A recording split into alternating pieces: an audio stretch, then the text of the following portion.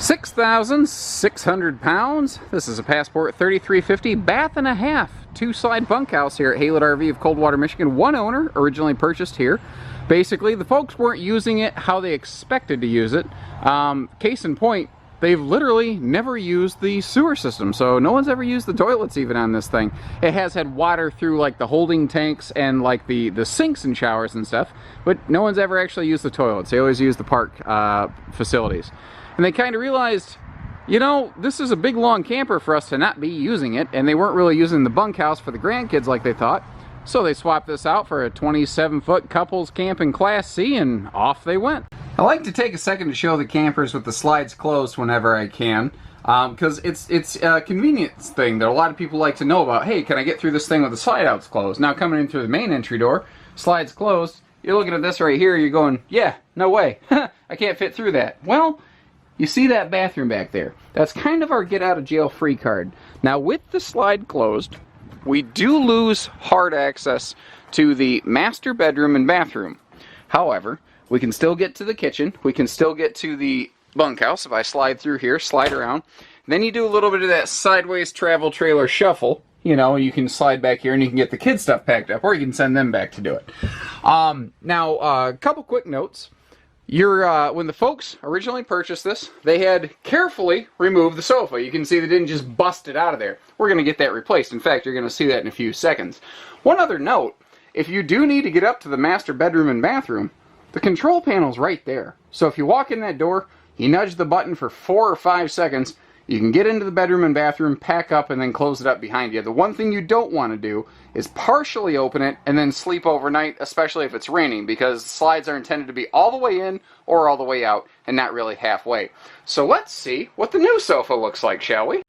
What I like about this layout is it still has a very large living room feel, and it doesn't require opposing slide outs to do that. You're also getting the benefit of that nice L-shaped kitchen countertop, and there is just full storage below it.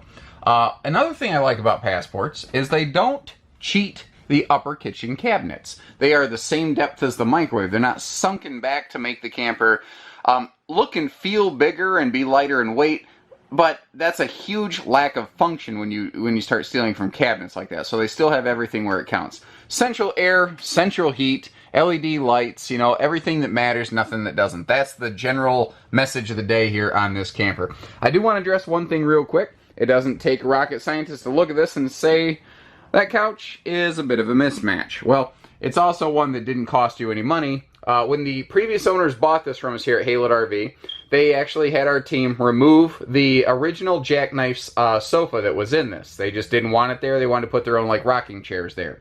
So when they traded this in, it was a blank canvas. There was nothing there. We have, from other people making similar requests, we had extra furniture on hand that we could put in this at no cost to you. Now you're actually, instead of the original jackknife sofa, we've upgraded this to a full trifold height-of-bed sleeper sofa, very similar to what you'd find in a Passport today. So if you're okay with the fact that the color's just a tick off, you get a full height-of-bed sleeper sofa here that you didn't have to pay for, and that ain't necessarily a bad thing. If you maybe don't like it, throw a blanket on it, and you'll probably be alright. Big cross breeze windows in here give us tons of light, tons of airflow, and they do have privacy shades for nighttime. There is storage below the entirety of the U-dinette, and this is a larger 42-inch deep U-dinette that is roughly about 7 foot long. It's about an 84 by 42 dinette. So an adult can sleep on that and maybe a couple kids at night. That's what's kind of nice here is now we've got sleeping for 4 additional people, 2 to 4 additional people here in the living room just via this slide alone. Next to the half bath, we'll get to that in just a second, this is a centralized do anything everything cabinet. You need extra towels, you need pantry space, you need linens for a bathroom or something. You have all that right here, and it's in the middle of everything where it's always very easy to get to. So this is your guest bath. What I like here is it's not just a toilet closet, you know, it actually has its own sink and everything. So if you use the bathroom, you can wash your hands. You don't have to wash your hands in the kitchen sink. Not everybody's okay with that. I fully understand why. By the way, for privacy's sake, this half bath door right here, it does have a deadbolt, same as your main entry door, so you don't have lack of privacy in here. And you have all the things that really are critical in a bathroom. You've got your power vent fan for airflow. We have extra lighting in here. Even a full medicine cabinet for the kiddos. And so that, you know, they have room for their own toothbrushes and stuff like that, and their own combs and things. This is really cool to have here as a guest bath because, well, first of all, the other thing this does with the master bath up by the bedroom, there's a bathroom right next to both sleeping zones of this RV. So at night, if anybody needs to use a bathroom, they don't have to get up and trek through the whole camper and disrupt anyone else's sleep patterns. And so it's a little more easy and comfortable there. Back here, in the rear bunk slash, you know, kids Supremo room back here, we've got these dual fold-out convertible cubes, futon type things. They can convert down into like each in their own sleeping space, which makes it roughly like a king bed on bottom. And you've got that flip-up down bunk on top right there. So what it creates, guys, is either a daytime lounge like this, like on a rainy day. Like today, it's kind of zipping in between in and out of rain and drizzle and sun. On a day like today, those times where you're stuck inside, you're going to appreciate the extra living space that you have back here. And, you know, it sounds dumb, but it's something I need to point out because not every camper has addressed it properly. The fact that this does have heat and air vents back here in the bunk room is kind of important. And again, they weren't using the bunk room, really. I mean, the bunk mats, this one maybe has been used a little bit. You can see that these cube things back here, there is absolutely no breakdown or degradation of those things. That's why they traded this thing out. They weren't using the bunk room, so this is pretty fresh back here. So you can look down in the vents and you can see they are clean, they're shiny. You know, they didn't have kids back here dropping Skittles and paper clips down the things, because, I don't know, maybe that's a thing kids do. I never did. Whatever. And air vents, central air vents, and an extra like air venting skylight back here. You'll see one of these in the kitchen also. It's not just a skylight, but it actually is a crank open vent, so you can exhaust heat through it as well and recycle with cooler air pulling in from the breeze windows here. And you can see that even the bunk window opens for airflow. Now we've got TV hookups above back here. If you feel like adding a TV into it for the kids, they'll have a lot of fun there. But here's the thing, guys. This just has just an absurd amount of storage. It is as deep as the bunks. If you want to just grab all of the kids' bags and you just want to throw them in here and then unpack some stuff when you get there or whatever, you've just got a monster amount of room. The nice little dual level shoe garage right here. Now this right here is both a cabinet and the ladder, and that's what's kind of neat about this. This is a dual purpose, I don't know, ladder wall, if you will. It's been reinforced so that the kids can, I've climbed up and down it. It doesn't, you know, buckle whatsoever. 300-pound rated upper bunk, which it matches even the most heavy-dutyest built things I've seen out there. It's built solid. This whole camper, though, just as a whole, is built light. So you've got great storage, great sleeping, all kinds of goodness going on in this thing. My goodness. Moving forward. Here's another neat thing about this one, is the entertainment. The entertainment center in a lot of two-slide bunkhouses kind of sucks. You know, you have to do a 90-degree neck crank to look at it. And at first glance, you look like you have to do that here too. Like if you're sitting on that sofa, that TV is a pretty hard shift to the left. But they didn't go cheap. They did everything that mattered, nothing that didn't. And not having a neck cramp matters. So they did it right. They made the TV able to kick out. Now, if you're standing in the kitchen and you're just cooking up a storm, what's nice is you can still crank that thing around to for easy viewing for you as well. So again, they really executed that entertainment wall well by having that articulating swing arm and the angled entertainment wall. It really kind of fit all of the needs out there. DVD, Bluetooth, stereo, working like a charm, inside, outside speakers. Now right here when you walk in the door, so there was that thing I said, it could be a linen cabinet, it could be a pantry, it could be anything.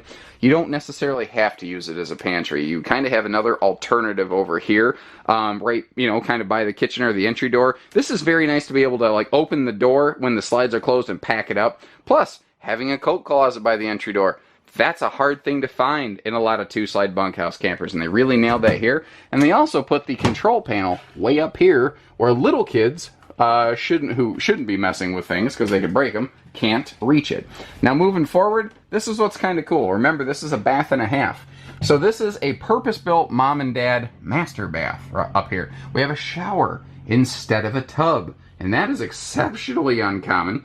And again, we have a dual entry bathroom that's easy to get to from either the hallway where I am located or from the master bedroom. So you don't necessarily have to go out of the bedroom to get to this thing at night. Now, the one thing with this camper, because it is pretty darn long, this is a very large camper. TV hookups across from the bed up here, by the way. They normally a Passport would be built with the longer residential queen. Well, this one is so long, they said, you know what, this one time we're going to have to build something with a shorter camp queen. However, there is still room at the foot of the bed. If you want to put a longer full queen in here, you can do that. You will sacrifice some of your walk-around space. But a lot of people say, you know what, I take 5 minutes to make the bed. I spend 8 hours sleeping in it. I'd rather sleep better, and I fully understand and respect that too. There is storage below the bed. We got our side stands with power outlets down here for CPAP and phone charging. Full-length mirrored hanging closets. So you can actually have big, tall clothes and things in there. But I like how they kind of built up in a way like a little bucket drawer, so you can put stuff down in there that won't shift out or fall out of the cabinet as well. Finish off your bedroom with some cross breeze windows right here, and I think we pretty much got her. It's one of their more popular, newer floor plans of the Passport family. I like having them here. And it does things that a lot of other campers don't do. And again, it's become so popular, you're watching other brands just straight rip off this layout. This is the original, however. Exterior here looks pretty darn well kept, about like the inside. The folks definitely knew how to take care of this thing. This was the first year, actually, this floor plan was available. This was its launch year. And since then, more than one other brand has copied this. It's a very cool model that really brings a lot to the table here. Now in that big, wide, tall storage compartment you see up front there, you see the all aluminum skeleton that you'll find in a Passport. In point of fact, this actually has galvanized steel roof trusses, but the biggest thing I think a lot of people are looking for when they say all aluminum, they mean, does it have wood skeleton? And no, it does not. It keeps this thing incredibly light despite its size, because tip to tail, including tongue and bumper, I know it is pushing 37 feet. However, between its weight and its wide stance axles, it still very easily qualifies for half-ton towability. That's really the whole point of Passports, is to give you a bigger camper at a lighter weight tag. Now, how are they accomplishing that? I mentioned the all-aluminum structure. The chassis that this rides on is also a little bit different. It's a Z-frame, not an I-beam. It's lighter, but stronger, not less expensive. It is one of the things where they do spend a little bit more than the average bear on here, though you do see quite a few other brands like our Winnebago is also using it, and our White Hawks and Jay Feathers now. Underbelly is fully enclosed and heated, so if it's gonna dip below zero overnight, you know, no big deal there. If it's gonna hard freeze, really, any RV, you should probably get yourself winterized. Now, I kind of parked a little bit close here.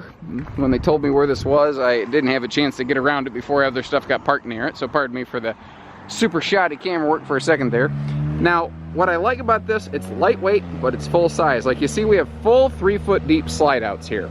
They didn't go with like small, shallow slides there, even in the bunkhouse. A lot of people, for some reason, don't tend to catch that in the bunkhouse. They just kind of go, well, it's the kids' room, whatever. Well, it does matter, because if the kids ain't happy and they start creeping out of the bunkhouse, they start creeping into the living room, then, you know, on a rainy day, everybody's going bonkers.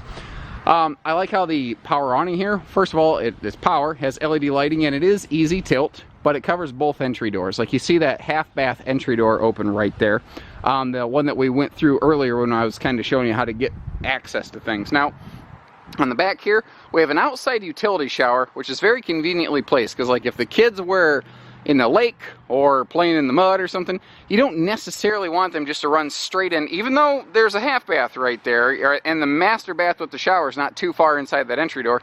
You don't want them tracking any dirt you can help through your camper. So you hose them down, and then they can plop themselves right in there and hit the bunkhouse and change or whatever they got to do.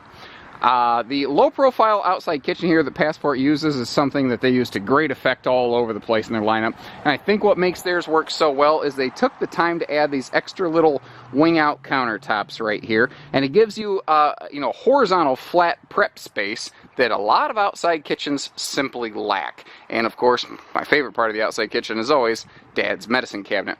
Now, it kind of throws some people off because it doesn't, when you see plastic, the word that comes to your mind is usually cheap. This is actually something that's really smart, really well executed and thought out.